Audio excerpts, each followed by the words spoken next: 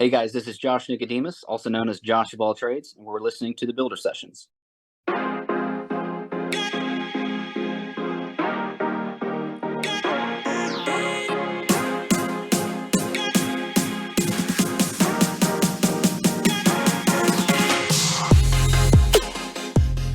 Welcome to the Builder Sessions, a podcast where we chat with your favorite builders. We get to know them, their stories, and hopefully inspire you to get off the couch and build something cool. I'm Hoff. And I'm Rosie. And on this episode, we have Josh Nicodemus, AKA Josh of all trades. We talk all about his experience as a professional house remodeler, the importance of being intentional about company culture in the trades, and how on-the-job experience is very beneficial in building up one's skill sets. Please enjoy our interview with Josh.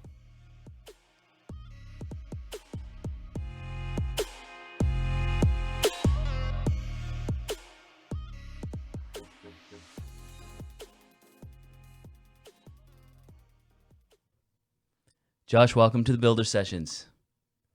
Hey, thanks for having me on, guys. This is great. We're excited. For our listeners who don't know who you are, would you mind sharing a little bit about yourself? Yeah, absolutely. So I've been in the construction industry since I was 17, and I've always hated it sitting at a desk. I hated school, so it was kind of natural progression for me to sort of want to do stuff with my hands. And so at 17, right out of high school, I started working for a local remodeling company, sort of friend of the family, and hated it at first because, when you're the low man on the totem pole, everything sucks, right? You're the ditch digger and the crawl space crawler and the attic guy, you're all that. So, it was rough for the first year or two, but, in general, I love the guys I work with. I love the work. I started learning a lot, and that's when you start to get really interested, when you start learning more. And so did that for 7 years, and then decided, what, I think I can do this on my own. So started a remodeling business of my own with a business partner, and did that for another 7 years. And as much as I loved the work, I didn't love the customers. So decided, what, if I could do this same work, but for myself, for people that, for houses that I own, that would be pretty sweet. So I started studying real estate. And so starting in 2016, I started flipping houses basically. And now we full-time, we've got 3 crews and we flip houses full-time. And we started about 1.5 years, 2 years ago, started doing some spec homes as well. So did a little bit of new construction, and we buy some rental properties. So now I'm a real estate investor technically, but I'm still very hands-on, and, I love the hands-on part of it. So that's I still get out there and swing a hammer every day with my crews. And so yeah, licensed contractor, real estate investor, it would kind of narrow it down. So you do a little bit of everything then in your renos. Do you do like finishing, like right from gut to whatever you're like, do the finish, installing cabinets, tile, all that stuff too? We do. Yeah. So, my handle on Instagram is Josh of all trades, and that's because we do literally everything. We could build a house from ground up, and if we had to, we could do it all in-house, not sub anything out. Now, of course, just for, efficiency, we do sub some things out. The bigger the job is, we might sub out drywall, we sub out roofing, stuff like that. But we still do quite a bit of it. We do our own, demolition. We do the framing, the plumbing, the electrical. We do, we can do drywall. We do paint, tile, trim work, cabinetry. I mean, you name it. We pour concrete. A little bit of everything. It keeps us busy for sure. That's awesome. How many guys do you have on your crew? 9. 9 total. Yeah, so it's me plus 9 other guys, split into 3 different crews, and so each crew is between 2 and 3 guys. So going back a little bit, can you talk about any like formal training that you had, or were you just all experience on the ground? Yeah. Let's go. None. Yeah, just all That's on the cool. job. I get that question a lot. People are like, "Hey, man, should I go to a trade school?" And honestly, I don't think trade schools. I think that's great if you want to go to one. I just can't speak to it. I've never did that, and I think on the job experience is as good or better than anything else you could ever pick up. Learning from your own mistakes, learning from other people, who have been in the trades for a long time. So when you hire someone, how does that work? Do you encourage them to go to get some training, or you're like, hey, welcome home, we got you, we'll teach you everything you need to know? Yeah, that's a great question. And I get asked this question a lot. They're like, how do you find experienced people? And the truth is, we do it probably a little different than most. We don't look for any experienced people. Um, and there's a reason for that. Part of that is because in the past, I've hired guys that were like, hey, I'm experienced. I've been doing this 10 years. Like, I could run jobs for you. And then when they come on, I realize that's not the case. They're not, they haven't been trained properly. And then I have to reteach them. And it's really hard to teach somebody who thinks they already know everything, right? They have bad habits. Um, they do. They got bad habits, and it's difficult to, kind of unteach that stuff once they've learned it and been doing it that way a long time, unless they're very humble, which, contractors aren't often Few that and far humble. So, between. yeah. So, so honestly, we look for guys that have, a great attitude and a great work ethic. And outside of that, we want to teach them everything from the ground up, which it takes a long time, right? It's an investment. So, we're looking for guys that want to stick around a long time and are willing to learn and work hard. And we look for, company culture to me is more important than their experience. And so if they fit our company culture and they can take a joke and they're fun to hang out with, that's more important to me than how much, whether they've been to trade school or have a bunch of experience. Because, like I said, we want to train them our way of doing things. So does that answer that question? Oh, absolutely. Yeah. Talking about company culture for a minute, it sounds like that's a really important thing for you. And so, like, I know I've worked in a number of places, and company culture is the last thing that some of these people even think about. But then they wonder why people aren't happy, and like, why these people get along, whatever. Can you talk a little bit about what your philosophy is on company culture and what you try to communicate and the culture that you're trying to cultivate? Yeah, absolutely. So, company culture for us is at the top of the list. Like you mentioned, a lot of people, it's at the bottom of the list. It's kind of an afterthought. For us, we're very intentional about it. We do a number of things each year to, sort of make our guys feel at home and to kind of cultivate that culture in a business, which is, you have to be intentional about it. So, like, for instance, in the fall, we take our guys on a 3-day trip and we stay in a lake house. And we talk about our goals for the next year. And we talk about not just our business goals, but our individual goals. Like, I want to hear from all my guys what their individual goals are for their families, for their, for how much money they want to make, for, their fitness goals, reading, all those things that we want our guys to be doing. And they all kind of feed off of each other. Like, well, shoot, he's doing that. I want to, I want to step up my game in that area. He's dating his wife, well, I want to step up my game and take my wife out more often. Right. Things like that. So we do an offsite trip every year for that. We usually tend to do something else a couple times a year. Like, we'll take the crew, take a day off work, go golfing, and we all suck at it. We just whack balls and drink beers and drive the carts and, whatever, have fun. But yeah, we do things, offsite. We do a Christmas party, which is always a blast. We probably once every other month or so, we'll kind of knock off work early on a Friday and go, get something to eat at a bar or a restaurant or something, just kind of hang out and talk. And, like, we have like a company group chat in our text chat, which guys are always just shooting off memes and jokes and cracking on each other. And just, it's simple things, right? It's not anything that really costs a crazy amount of money, but it's being intentional about that and making sure these guys, feel like they're all friends, and they are. So those are kind of the quick and dirty, ways we do it. But I feel like that is light years ahead of, you think of company culture, like, it's always at the bottom. Anywhere else. Everybody wants to go for, we want experienced people. And I think the company culture, there is none when you're going for experience. Because like you said, you get somebody who has been doing something for 10 or 15 years, and to try and teach them, they're just there to do their job. And so putting that time into the company culture piece, I mean, going to a lake house and talking about not even only professional goals, but personal goals, creating that almost community of your company is, I feel like not many people are doing that. Where do we send our resumes to? Just a side note. Yeah. Like that's, you got my, yeah, you know how to get it. I think, but yeah, no, it's important. It's important to us. And, and it maybe in every business that's not possible. I'm not sure. I don't believe that. It's possible. It's possible. Yeah, maybe so. I don't know. I'd like to think so. We've sort of intentionally limited our growth you know, we could probably blow this thing up way bigger than it is. But we've sort of intentionally limited that to, you know, making sure that we're not getting so big that we can't hear the little guys in the crew and, you know, all be buddies, you know what I mean? So that's sort of, we've sort of set a cap of how many guys we want, you know, so that we can really keep it as a tight knit group. So now, do you have any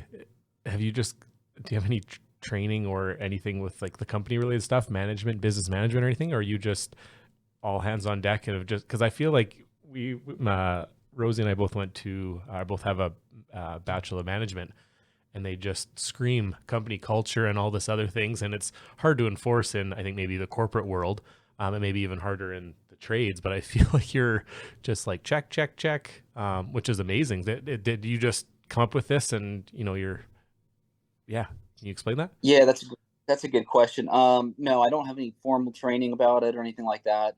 Some of it, you know, in my last business where I, you know, that first remodeling business I started, I hired on guys, like my business partner was a friend of mine that worked in the previous company. So we were buddies.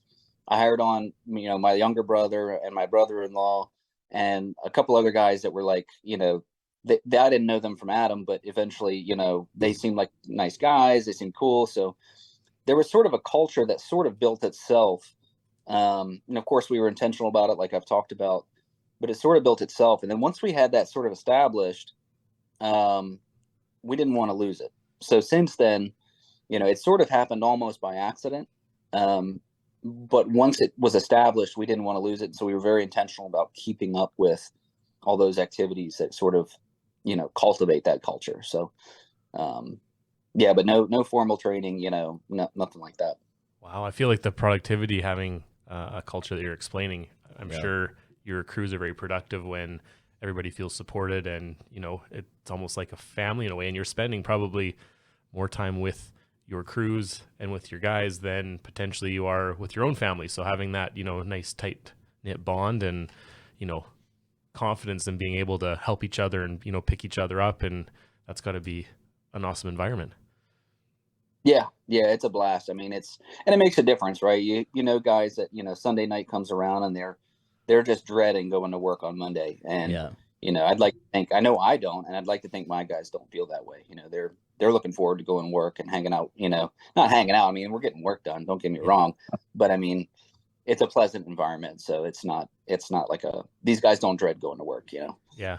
Well, it's like Hoff was saying, like you spend more time with the people you work with than you do your family in most cases, and you might as well enjoy it, like, and have fun. No one said to have a successful business or to have a job that you can't, like a successful career that you can't enjoy it.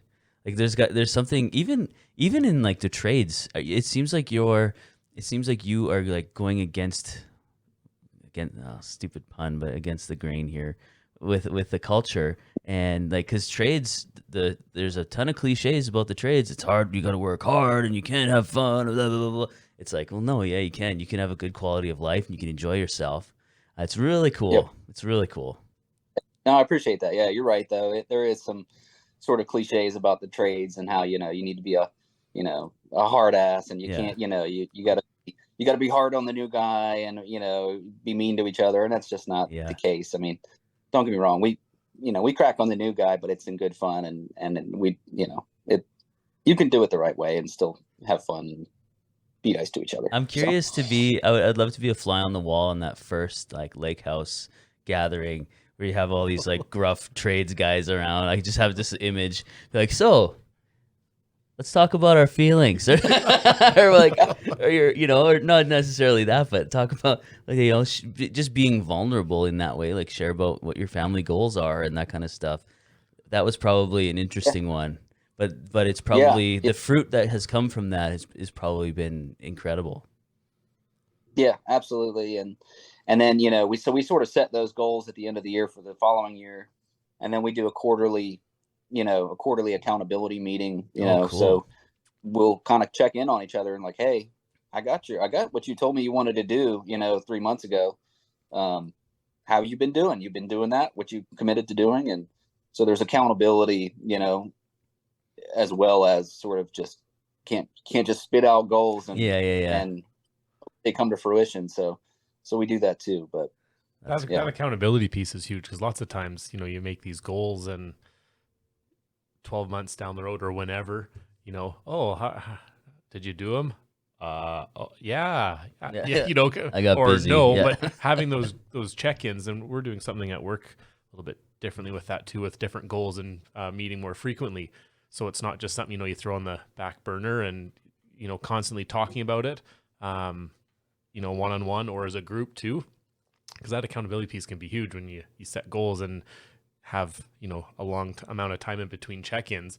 Are you really thinking about that? Or are you just, grinding and working out? So good on you for, because again, it seems like all this is, in theory, is the right way. This is how, if I was to run a company, I'd probably do that, but it's harder to put it into action, especially with, bigger crew and in the trades and stuff. Cause again, there's kind of a stigma around, you talk about feelings, or you want to Big just tough check in with guy. people, right? It's just, okay, let's get to work, grind it out, go home, come back the next day. So you're doing something amazing here. And Yeah, that's cool. it's kind of inspiring. Like, oh, this can be done differently. Well, yeah, I appreciate that, man. Yeah, I don't know if it's right or wrong, but it's worked out well for us. So That's awesome. So what was it like the first time you took that step and just started your own thing? What was that the night before you did that? Did you get any sleep? Like, what was that process like? Yeah, terrifying, absolutely terrifying. Because I was married and I had, I want to say three kids at that point. And so yeah, that's nerve wracking, right? But I figured, what's the worst that could happen? And a lot of people, they're nervous to start their own thing. They're nervous to take a risk. And, what I kept telling myself is like, what is the absolute worst that can happen? Will I die? No, maybe I'll go broke. Okay. What's the worst that would happen if that happened? I would have to move in with my in-laws or something. Yeah, that would suck. That would be embarrassing, but I would survive. So, and I put faith in my own work ethic. I knew that, I wouldn't be lazy. I would outwork just about anybody. So, if you have faith in your own work ethic, and then you realize like the worst thing that could happen really isn't that bad in the grand scheme of things. But yeah, it was super nerve wracking. I was terrified, and the one thing that we did was, on the side, we went and sold as many jobs as we could. So we knew it'd be busy for a couple months, and that was like friends and family and stuff, people, we were doing side work anyway, nights and weekends and whatever. People, if you're in the trades, people are always asking you to do stuff on the side. Yeah. And so we just lined it up and said, hey, kind of don't tell anybody, but we're going to start our own business. So can we do this at this date? We'll schedule it for this. And so we had lined up some jobs, and we didn't know what we were going to do after that, but it worked out, once the word got out, and man, we never missed a paycheck. We never missed a meal. It worked out. So, but yeah, nerve wracking, definitely nerve wracking. So how many projects do you complete a year? Like, is it like these full guts or these full renos? I shouldn't say guts, these full renovations. I'm sure depending on the project, some of them are a bit more time consuming. So on like, how many projects do you work on at a time, kind of thing?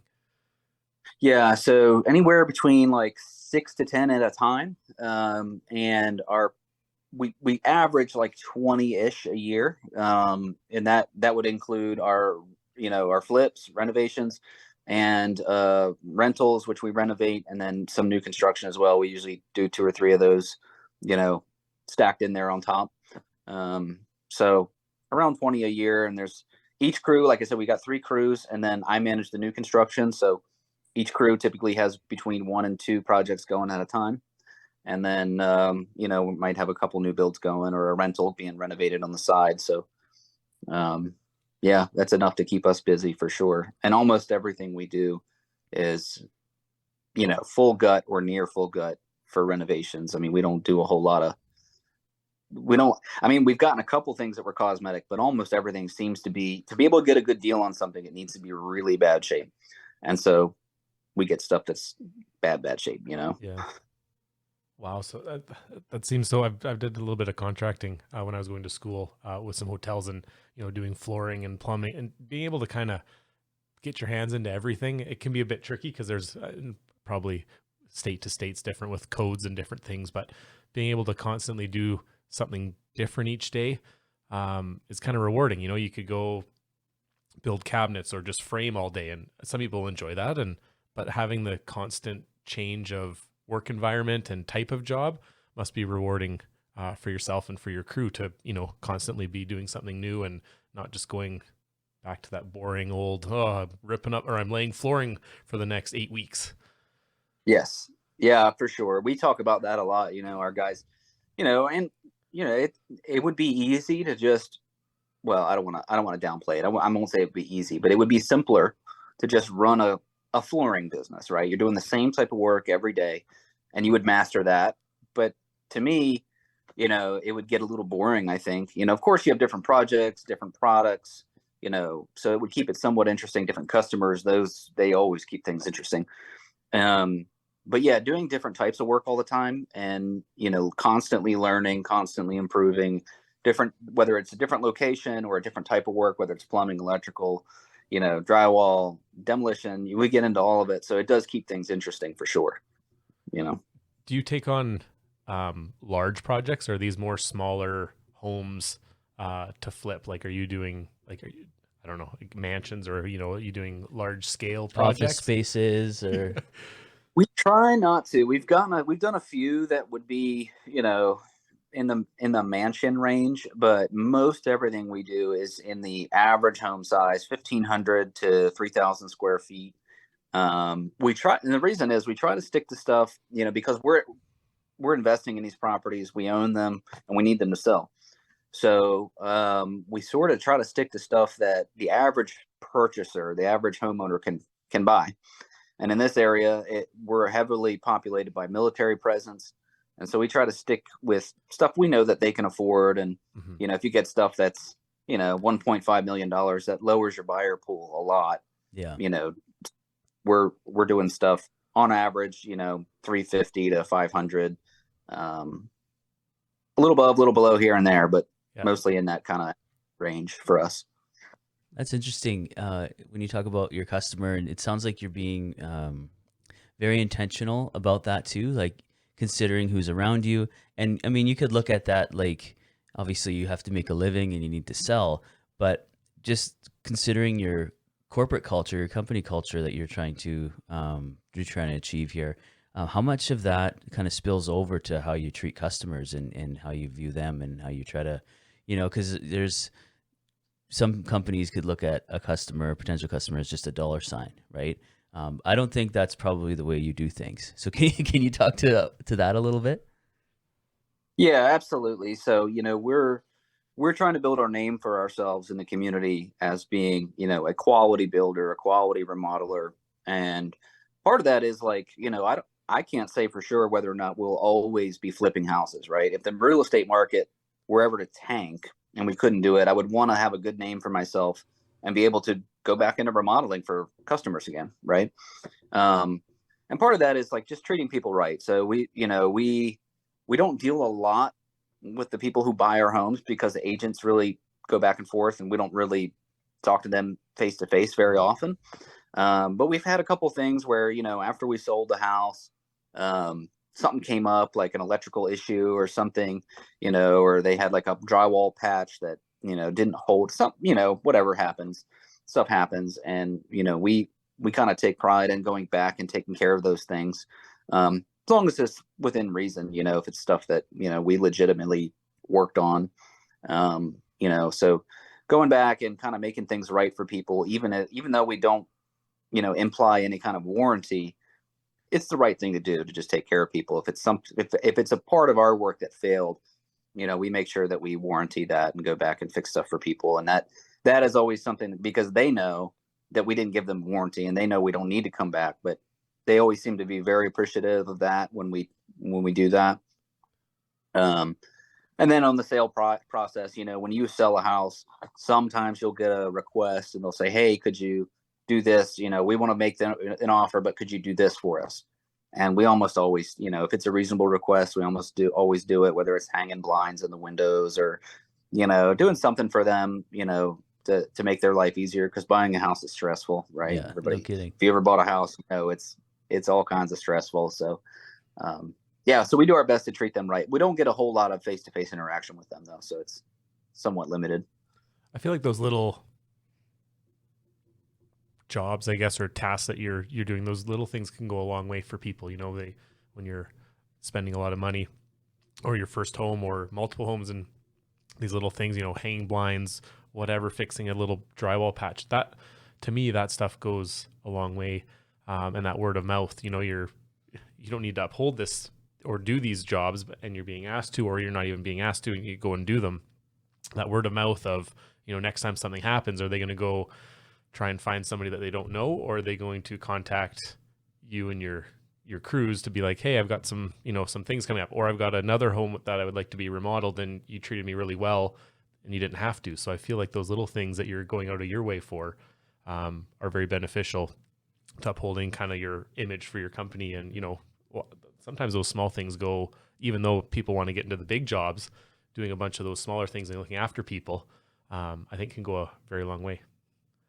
Yeah, I appreciate it. I think so too. You know, and we get, you know, occasionally we'll get somebody that says, you know, and they'll reach out to me like on Facebook or Instagram or something like, hey, we bought one of your houses. We love it so much. My brother-in-law is looking to buy a house in this area. Do you have anything coming up, you know, and that kind of thing. And so we get a lot of those messages and people saying, hey, you know, we love what you guys did, or agents even, you know, getting a reputation with agents where they're like, hey, we love your work. Do you have any other properties coming up in this area? And so, yeah, you know, slowly building that reputation. How does it make you feel when people reach out that you don't know and say, hey, or, you know, like that's got to be a feel good moment when people are reaching out, agents, existing home buyers, or relatives from people you've worked with. That's got to make you feel good. Hey. Yeah, absolutely. Of course. I mean, everybody likes their work to be appreciated. So yeah, I'd much rather them reach out for that reason than to say, hey, you know, this guy did a crappy job, you know, and, you know, there's all kinds of things that could happen. Right. And house flippers have a terrible name. You know, everybody knows somebody that bought a house that was flipped and it was terrible. And there's a reason there's house flippers are sort of cliched as these like, you know, crappy, you know, they just do the cheapest, whatever. And we're working really hard to not have that reputation. So it's changing the way that people look at that industry, I guess. Hey. Yeah, at least in our area, right? Yeah. Trying to. Do you find that there's a lot of, like, as far as competition, because you said like there's house flippers, but then there's professional house flipping companies. Like, is there in that realm, are there a lot of other companies or groups that are doing similar to what you're doing, or are you kind of alone right now in that? In our area? Or Yeah, in your like area, nationwide? yeah. Not a lot, you know. I'm from Maryland originally, and there was a lot of competition up there. I mean, huge companies, lots of people doing it. When I moved down here, much less so. There are a couple others in this area that are doing kind of what we're doing, but we are probably doing more than most. You know, most of the house flippers in this area are sort of smaller operations. Even though we're pretty small, they're even smaller. You know, it's a one-man show that sort of hires everything out to another contractor. And so yeah, there's some competition, and I don't believe really in competition. I believe in collaboration, right? Yeah. So most of these guys that are doing this work, you know, we're friends, you know, and we talk, and, you know, they send me stuff. They're like, hey, I couldn't buy this one, but you might want it. And I might tell them like, hey, you know, this one doesn't hit my numbers, but, you know, you might be able to get it done for cheaper, whatever, you know. And I'm friends with most of my, you know, competition. Yeah, that's cool.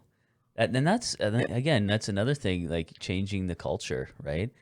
Collaboration versus competition. I think you're gonna get a lot more positive results from that than being like a cutthroat competitor, right? That's it, man. I don't believe in cutthroat. I mean, the whole like nice guys finish last thing is just not true, in my opinion. I mean, certainly there are people that get ahead like that, but it always comes back to bite them. So 100%. You definitely reap what you sow, hey? Yeah. So how has it been in the last few years, and even now, I guess, with trying to get materials for projects? Has that, you know, through the pandemic must have been really tough and even now there's a lot of wait times for up here windows and doors, and even like garage doors, there's big wait times. Are you kind of over that hump now? Do you stockpile and stuff, or do you kind of order per project? Can you kind of explain a little bit of that? Yeah, absolutely. No, it's been a headache, man. Getting materials has been difficult. I don't think that's any secret. Most people have experienced that if you're in the trades or any kind of industry like that. One thing that we've started doing, it's gotten a little better, but like you said, windows and garage doors, for whatever reason, are just super long lead times. Part of what we've had to do is, we've moved for two reasons. We've moved to ordering, like bulk ordering our stuff for every time we buy a house. Like the day we close on it, we go and we get a list of everything, or sometimes we'll get our list ahead of time, and we'll bulk order everything we need for that job, even if it is not, that job might sit for 3 weeks before that crew is ready to start it, but we'll bulk order everything we need, and it's on its way, and at least we get the ball rolling. Occasionally we'll even order long lead items like windows before we even close on it, before we even buy it, which is a little risky, because something could, for any reason that falls through, you end up with these custom windows that don't fit any other house.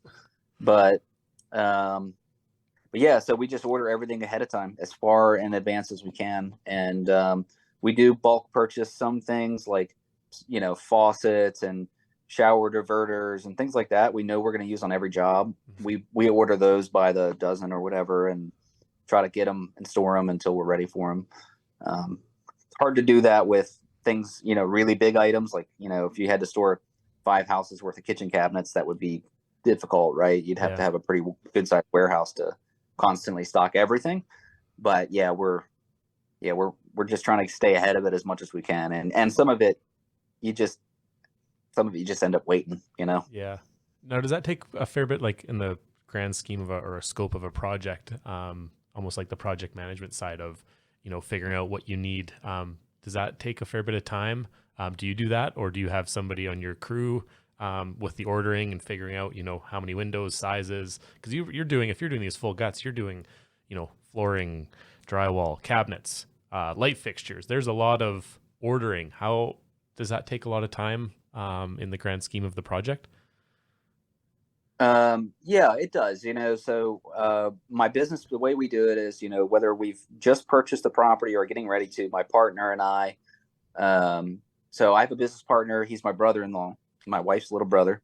And so I kind of trained him up from nothing. He's one of those guys that started with my remodeling company when he was like 17. And so I trained him, and now he's my partner. And so he and I will, as soon as we buy the property, or right before, we'll go and we'll walk through a property, we'll figure out the layout we want to do, and we get a huge list together on a pad of paper, everything we need, and we go into Lowe's and we basically bulk order everything then. And it takes every bit of a full day to do that, between getting the list and then sitting there at Lowe's with our associate and putting through a big order. And we do that for two reasons. One is obviously getting those long lead items on order, but then also we get a pretty hefty discount by bulk ordering. There's programs with Lowe's that I think a lot of people don't know about, but we usually get around 35% off the entire order. Wow. By doing that. So yeah, it's a fair amount of time though. It eats up a day for us to be able to, make our list and order it. So I love that. Does that answer? Oh yeah. Yeah. So grand scheme of things, big picture, when you're coming up, or, even now, are there any people who did or currently inspire you, or that you go to for support, or, like, did you grow up watching like This Old House or New Yankee Workshop or whatever or what's Bob Vila, like, were there any people who inspired you, like, I want to do that? Or maybe it was a shop teacher, or, a relative. Like, can you talk about those people who really influenced you, that you kind of accredit, somewhat, or like some things to, why you are where you are right now? Yeah, absolutely. So, my very first boss when I started working construction, I mean, just ton of respect for that guy. He was, part of the reason, I really respected him was because he, just for lack of better terms, he was super successful, multi-millionaire, owned a small remodeling company, but did really, really well for himself. but he would still show up on the job site and pick up a broom or a shovel or whatever was needed and put his hands on it. And the guys really respected him for that, and I respected him for that. And so I try to do the same, as far as remodeling goes. His efficiency and just doing it for whatever 50 years or whatever, you become good at it. And so I looked up a lot to him, learned a lot from him. And now there's a guy, his name is Matthew Gregory. He's in Alabama, like Birmingham, and he's running a really big operation. Probably flipping, I mean, I say really big, like 100 houses a year, and super successful. And that's not why, I respect him because he's built a great operation, but he is just like one of the nicest guys, most down to earth, nicest guys that you'll ever meet. The way he talks to his crews, the way he talks to his people, his subcontractors, just super, super kind. So I try to emulate him in a lot of ways, just because, just like you said, before, there's sort of this cliche of construction people have to be this gruff, no nonsense, but he's not that way. And he's super successful, and he's just really, really nice guy. And so I look up a lot to him and try to emulate him in some ways, because he's just a great dude. That's awesome. And growing up, did anyone inspire you when you're coming out, even when you were a kid? Was there some sort of I want to be like that guy, or no, not really. Of course, a lot of respect for my father and how he dealt with people, but he wasn't in the trades. And so there was nobody, as far as work goes, I learned a lot from my dad, and work ethic he certainly instilled into me. But there was never anybody growing up where it was like, hey, because I didn't even know what I wanted to do. When I started working construction, I didn't think it was going to be a, forever job for me. I thought oh, it'll keep me busy this summer, and then got my hands on it and loved it. So, but yeah, no, not necessarily. All right. Fair enough. Do you guys get into property management at all, and any rentals and that type of thing, like providing a nice, clean, quality home for people who might not otherwise be able to afford it, or just in general, like a quality thing, so people can kind of trust you based on your brand that way when they're trying to rent? Yeah, absolutely. So we have a number of rental properties, and so and kind of back to family business. My other brother manages our rental properties, so he's our That's property awesome. man. And so it's a family business, man. I got two That's brothers, so cool. 2 or 3 brothers in the business, and then my wife's sister, so my other sister-in-law, manages our Airbnb stuff. And so Oh, cool. but so we've got some rental properties, and we take pride in trying to make it a clean, healthy space for people to move into. We renovate them to make them nice. We're not slumlording, you know what I Yeah, mean? of course. Yeah. Yeah. So we do that as well, for sure. Down the road, would you consider getting into real estate? Would you be the whole operation of renting or buying, renting, and selling, or is that another skill? Yeah, that's what we do. Yeah. Oh, that's do you absolutely what we sell do. you sell the properties after you reno them? Yep. Oh, okay. Yep. Exactly. So Oh, I that's thought our that you main had. operation. I wasn't sure if so. Do you have your real estate license? Is that kind of? I don't. So we work with agents. So that's another thing. My business partner's wife is an agent. Oh, So that's I know this sounds incredible. That's crazy. amazing. It's a lot of family we've wrapped into this business. So, Oh, that's so cool. but so we've got agents that send us properties. We buy them, we fix them up, and then we let them list them on the back end. So, Oh, okay. that's our main business. So it's like a full encompassing company from pretty much gut to remodel to sell. You got it. That's it, man. Wow. That's what we do. See, I knew that it was from gut to remodel, but I wasn't sure that the agency and listing and stuff was part of the company too. That's incredible. Yeah, it is. And, and not that all the agents don't work for us directly or anything, but Yeah. just a relationship business. Yeah. How has the market been in the last 5 years down in Florida there with property prices? Has it climbed? Up in Canada, our housing prices have climbed pretty steep. It's insane. Over the last, since pandemic, pretty much. Is that kind of similar for you? It has, yeah. The prices have skyrocketed. Some of the properties, like my last primary residence, for instance, went up like probably 35 or 40% in value in the 2 years that I was there. Wow. And it's just so yeah, it's skyrocketed, and we're starting to see. It's hard to tell now, but we're starting to see a little bit of a plateau. But stuff's still selling pretty high and pretty quick here. So it's not, a lot of people talking about like, oh, the real estate market's, crashing and whatever, but we haven't seen that happen yet. It's still pretty hot here. Yeah, that just, it's crazy to see how something like with COVID and everything, how quickly pricing on homes can go up. I mean, even here, there's some houses that, a starter home here pre-pandemic was, I would say, 250 to 325. Some of those have jumped up to 5. So, you get into this starter home for almost half. And when my wife and I were looking at homes, it was kind of, we're in a starter home. It was 350 or something, and maybe make the next jump up to 500. Well, now you step up to, you might have to go into 700 to get into a little bit. I'm not spending $700,000 on a starter or a upgraded starter home. It's just, it's crazy. And for people getting started, it's got to be frustrating. And then now interest rates and, it's unfortunate, but I don't know how we get around this, or I guess it just takes some time for everything to kind of level out. And in your industry, I mean, that's got to be hard for, okay, we're purchasing this property for X amount of dollars, putting so much money into materials, and that skyrocketed.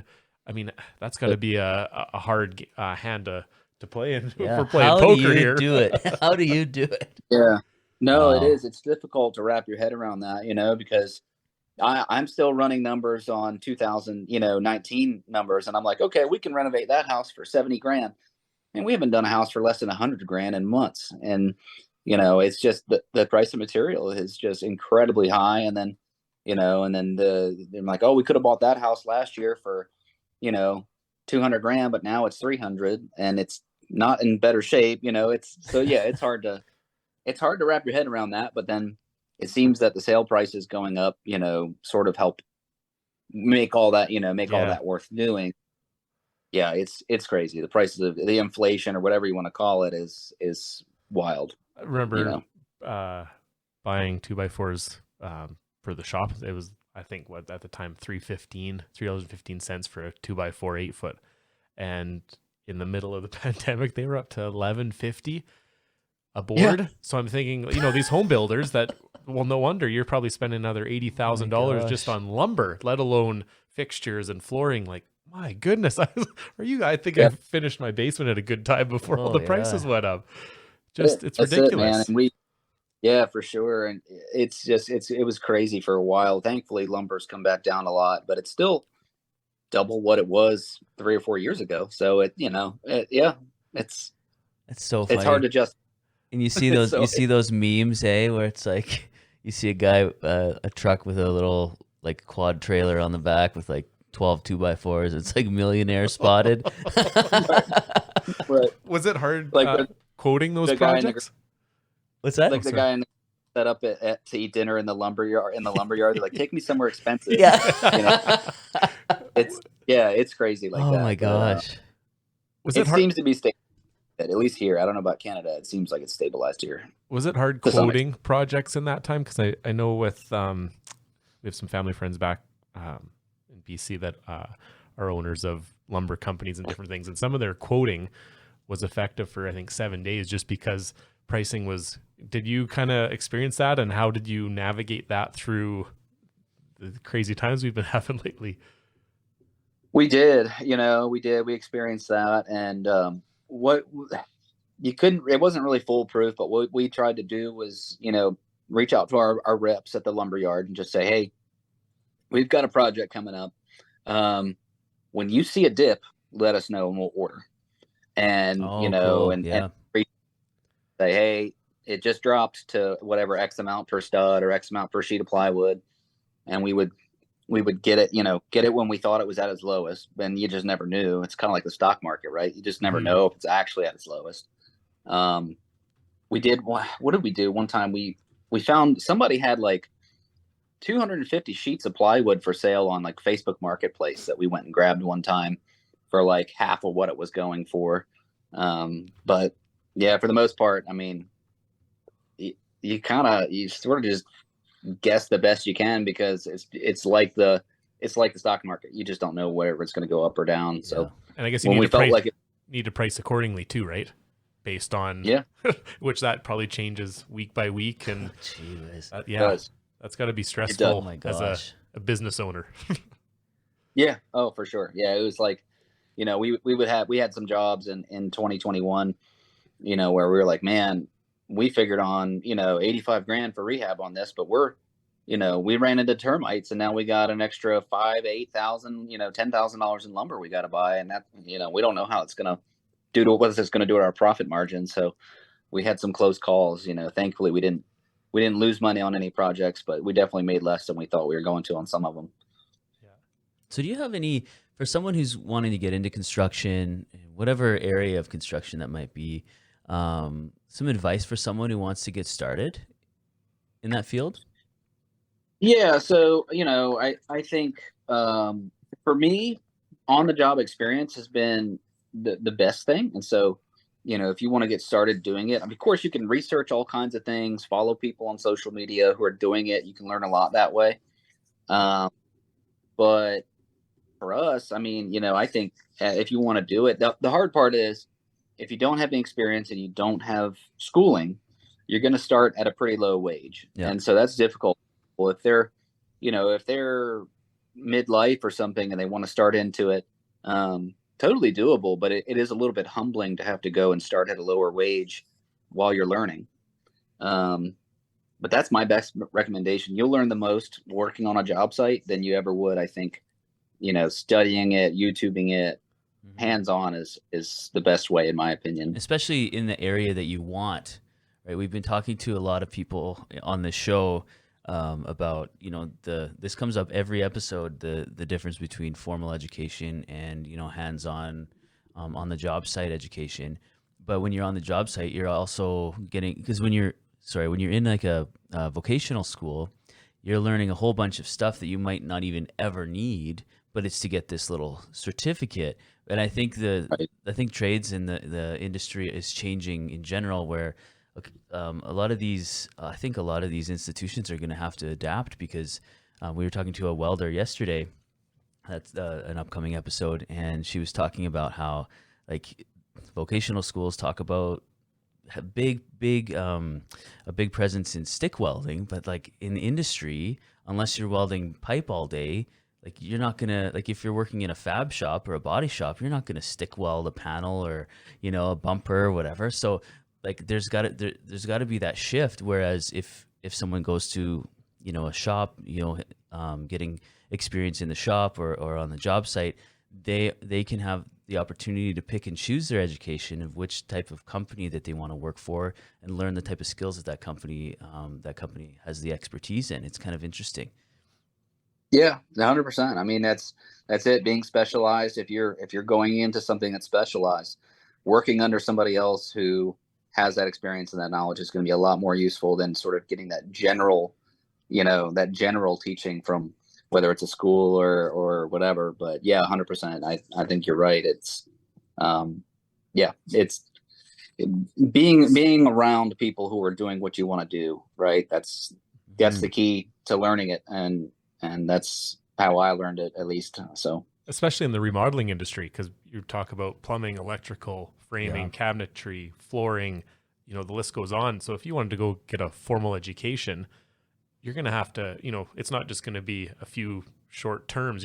There's so many trades that you cover in the projects that you do. You almost have to have, you can maybe have, say be an electrician, but then there's way more stuff you're going to do. So to go into a formal education training for the projects you're working on, that's a bit tough, where that on the job experience, and it depends too. Sometimes you get into a position where people, who are going to, being with the cabinet maker, I did a lot of training and went to school, and some students just ran table saws for 4 years, and then they come out as a apprentice, or a journey person. Well, it depends who you're working with. I feel like somebody like yourself and doing all the different projects with your crews, they're going to get a way more well-rounded set of skills doing different things than just doing the same thing. Or, you know, you're wanting to teach them different things instead of just, okay, you're demoing, you're going to demo this house, then you're going to move on to here. You know, you're giving them multiple skills, which are valuable. So speaking of the skill sets that are required to get through on the job training, what are some specific skill sets to develop in remodeling or construction? As far as like what, you know, are useful skills as far as each trade goes? Yeah, or? well, just like, I guess, some technical skill sets that you think are important to develop getting into remodeling or construction. Yeah, so you know, at least in residential, I can't speak to commercial, but for residential, you know, you're going to start obviously with demolition and planning. And so one thing that I think I always laugh at, you know, in the TV shows, right, the house flipping shows and all those things, to them, demolition, and I think they do it just for TV. They go in with a sledgehammer and they just bust everything up. Yeah. Real people don't demo that way, right? Demolition is done by carefully dissecting and removing stuff. And because you just go into the sledgehammer, you're going to end up breaking pipes in the walls. You're going to end up making your life more difficult, right? Ripping wires out and then having to do so. You know, we carefully dissect everything. Not to say you can't do it quickly, and not to say that a sledgehammer won't be used every now and then, but demolition is not it. You would make it sound like, oh, any dummy can demo, but if you know how a house is built and you take things apart carefully and neatly so that you don't have this giant pile at the end of the day that's just a huge mess, or busting out, you know, load bearing walls without knowing what you're doing, right? So, you know, of course, everything starts with demolition, and then from there we move on to framing. Framing is a whole skill set on its own, right? I mean, whether you're doing, you know, moving walls or framing in windows or taking out, we do a lot of, you know, opening up floor plans, taking out load bearing walls and putting up, you know, LVLs and that kind of thing. So framing is a whole skill set on its own. And then from there, it's the other individualized trades. So plumbing, electricity, you know, learning those just by themselves could take you a long, long time. You can come proficient, you know, you can get on a residential scale, you could get by within a couple of years of being, you know, exposed to those. And then, like, you know, just to rattle through, I mean, drywall. I mean, have you ever tried finishing drywall? if you, I mean, it takes a while. It takes a practice to finish drywall properly. Because you ever seen a bad drywall job? I mean, it can be rough. Yeah. So it's a skill, man. There's guys that do it all day long. They're incredible to watch. And so that's how I've learned a lot of the stuff, you know, is just, we used to sub out a lot more, and then I would watch, you know, I'd be the foreman on the job, but I would watch the drywall guy. I would watch the electrician or the plumber, and I would ask him questions. And so I learned a lot that way, you know, kind of just being exposed to it on the job site, whether or not I was doing it or not. Not that you want to sit there all day not doing anything and watching, but when you get a chance, stop and watch those guys, you know, because you'll learn a lot. Those guys who do it all day long. And if they're nice guys, they'll tell you what they're doing if you ask. Yeah. So I don't know if that's what. Oh, Yeah, absolutely. that's 100%. awesome. So getting a little more into the minutia of that question, what are some, like, the top three, let's say, and I know that you guys cover a ton of different trades with what you do, but let's kind of stick to maybe construction. What are the top three starting out tools that you would, like, if you were just starting out, or if you had someone, or like if your son was getting into the trade, what are the three things that you'd want him to go to the store and buy to have in his tool belt or in his toolbox? Yeah, that's a great question. So the number one thing, if you're talking about a tradesman, right, not a business owner, tradesman, somebody who's getting ready to, the first thing, and it's the most expensive thing, is a truck. It's a really difficult to do this job without having a truck. It could be an old beat up used truck, but you need to be able to carry materials and tools from one place to the next.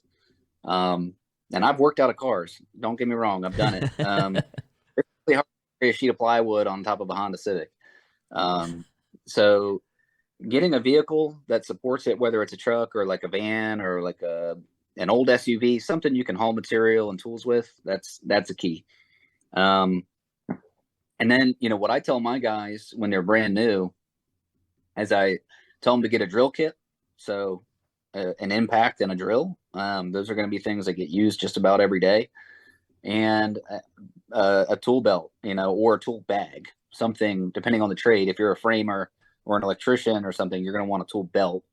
And if you're, other trades, or if you're generalized construction, you might get away with the tool bag with your standard stuff in it, a hammer, pair of linemen, or, channel locks, just the basics, chalk reel, speed square.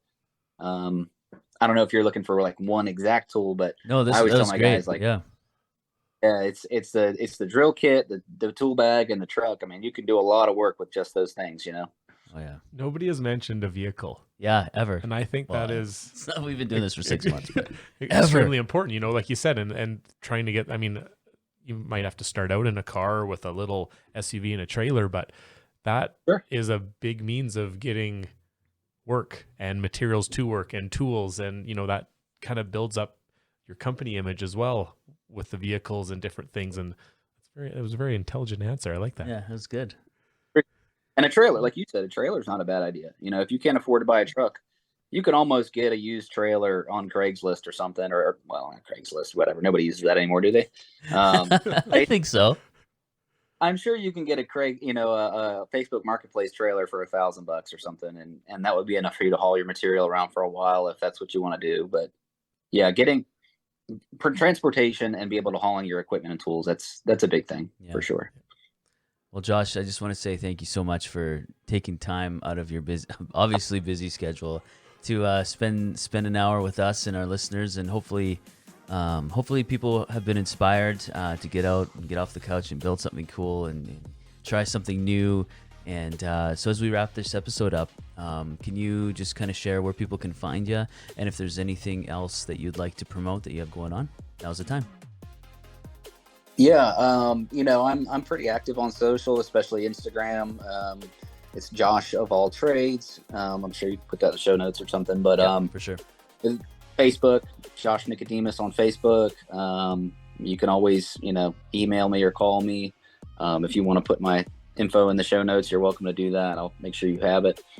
Don't have anything going on as far as, nothing to promote. We're just doing what we're doing, and you're not being headhunted by TLC for a house flipper show anytime soon, or? Oh man, that's a whole nother story. We were. Oh really? Yeah, we were by A&E, and long story short, after a couple interviews, we decided it wasn't for us. They don't really. Here's. I won't go into the long story, but they don't really want to see the truth about our business. They want it to look a certain way for TV, and we said, look, you can follow us around watching what we do, but I'm not going to pretend that we're some kind of way we're not. We're going to tell the truth. And so we weren't what they were looking for. They wanted us to, work with a designer and all kinds of things. It just wasn't true. So yeah, no TV shows at the moment. Well, good for you for sticking to, staying true to your convictions in that way. That's really cool. Yeah, absolutely. Right on. Josh, thanks again for your time. We really appreciate it. And we'll put all the links in the show notes. And thanks to everyone for listening. Thanks, Hoff. Thanks, Rosie. And we'll catch everyone in the next one.